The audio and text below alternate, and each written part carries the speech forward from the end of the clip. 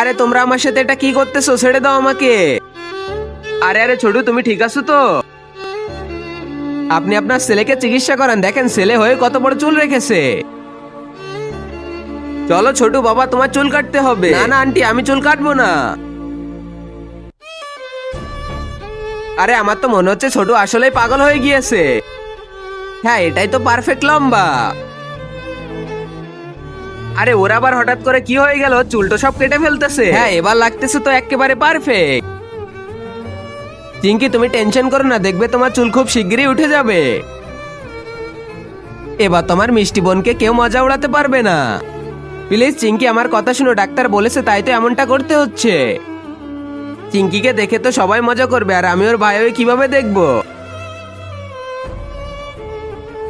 ও দেখো, আমাকে প্রিন্সেসের মতো দেখা যাচ্ছে। ছোট চিঙ্কি, আমাদের মাফ করে দাও, আমরা তোমাদের নিয়ে অনেক মজা উড়িয়েছি। ওদের এত ভালোবাসা দেখে তো আমার চোখেও পানি চলে আসলো। তারপরে যা হলো। তার আগে মহান আল্লাহকে তুমি ভালোবাসলে লাইক এন্ড সাবস্ক্রাইব করে দাও, আর পার্ট 2 দেখতে চাইলে অবশ্যই কমেন্টে পার্ট 2 লিখো।